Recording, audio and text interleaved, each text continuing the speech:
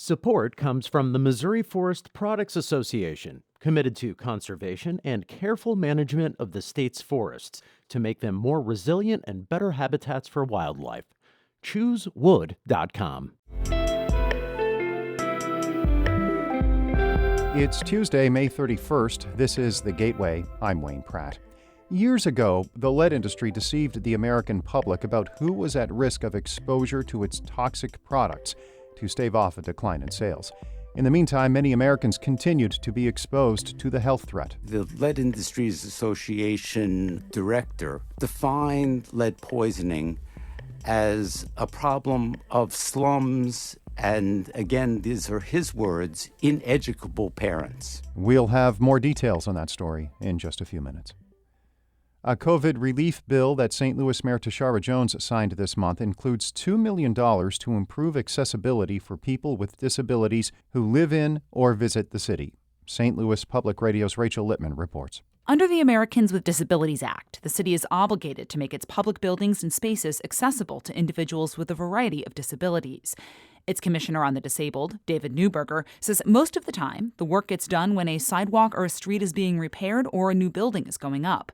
But Neuberger says the projects funded through the American Rescue Plan Act are different. What we're picking up with this kind of work is projects that are upgrading existing situations that otherwise would not be looked at. The list includes making 2 men's restrooms at City Hall accessible and installing new curb cuts and ramps at city senior centers.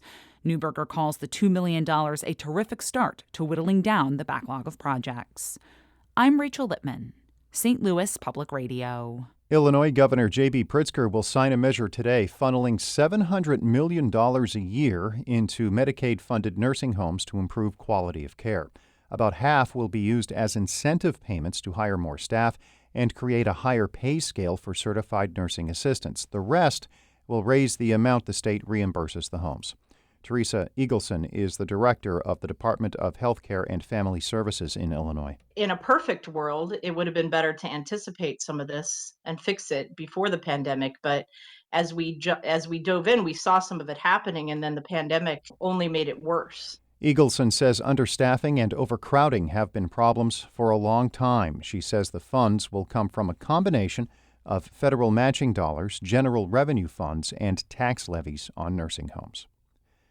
A record-breaking budget with investments throughout Missouri is one area legislators agreed on during the just-completed legislative session. The budget package, though, is among less than 50 pieces of legislation lawmakers passed this year in Jefferson City. St. Louis Public Radio's Sarah Kellogg reports. Included in the $49 billion budget is the state's plan of how to allocate its share of federal funding from the American Rescue Plan Act. The state has until the end of 2024 to fully allocate that money and until the end of 2026 to spend it. The bill containing that spending plan uses more than $2.8 billion in federal funding for statewide investments, like improving broadband and in specific areas. The St. Louis region alone is receiving millions in funding for over 10 projects. Democratic Representative Kevin Windham called this money once-in-a-lifetime funding. These are the projects that, again, changed the entire landscape of a community. One of those projects includes $6 million towards the demolition of the abandoned Jamestown Mall. In Jefferson City, I'm Sarah Kellogg, St. Louis Public Radio. A Valley Park-based sound company and its owner have been awarded $875,000 after sabotage accusations by promoters of a former area music festival. A jury awarded Logic Systems Sound and Lighting $800,000 and another $75,000 to owner Howard Self. His company pulled out of Lou Fest in 2018. Other vendors followed, leading to the event's cancellation. Organizers sued Self and his company, saying the festival's financial problems were not as dire as claimed. They also accused Self of trying to start his own music event. His lawyers denied that claim. Self countersued, leading to a court trial. The Post-Dispatch reports a jury came back with its decision late last week.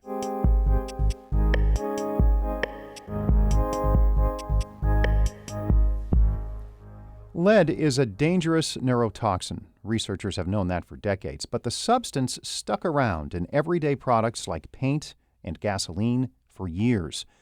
The Midwest Newsroom's Niera Savage spoke with John Jay College historian and professor Gerald Markowitz about how the lead industry used racial bias to divert the public's attention away from the risks of the toxin. She started by asking Markowitz about the Lead Industries Association's public relations campaign.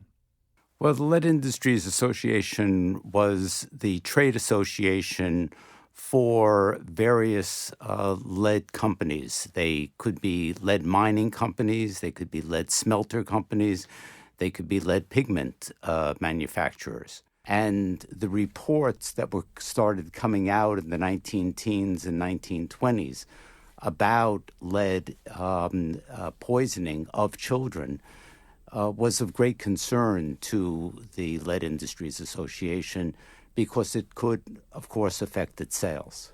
In your book, Deceit and Denial, you and co-author David Rosner talk about the way the lead industry manipulated the public's idea of who was at risk of lead poisoning. How did they do it, and how did they get away with it? Well, the way the Lead Industries Association was able to manipulate the perception of lead poisoning was that they defined it as a problem of what they called slums. That is, inner cities where the housing was deteriorating, and primarily children of color were being exposed to flaking lead off of the walls and ceilings. It seems like the 1957 Lead Industries Association's annual meeting was an important moment in the framing of the narrative about lead. What happened there? At that meeting, the Lead Industries Association director, Manfred Bowditch, defined lead poisoning as a problem of slums and, again, these are his words, ineducable parents. In a private letter, he made clear who he meant by ineducable parents. He was talking there, in his words again, as Negro and Puerto Rican parents. And so he was, in that meeting, really blaming the victims. He was blaming the parents of children for not preventing lead poisoning. What role did the NAACP, the Black Panthers, and other activist groups play in calling out racial disparities in lead exposure, and how did that contribute to the emergence of the concept of environmental racism? The civil rights movement of the 1950s and 60s was really crucial to the development of understanding of lead poisoning as an environmental justice and environmental racism issue. The Black Panthers and the Young Lords specifically made lead poisoning an issue of poverty, an issue of racism that the society had neglected and that the society had not addressed. And so they really performed an incredible service to society as a whole because lead was eventually eliminated from gasoline. Lead was eventually eliminated from paint. And the lead levels of children all across the country were dramatically reduced.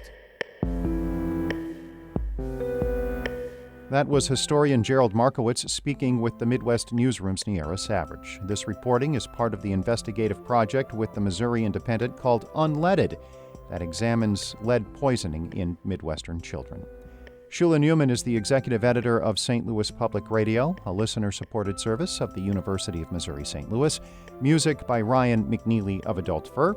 I'm Wayne Pratt. This has been The Gateway.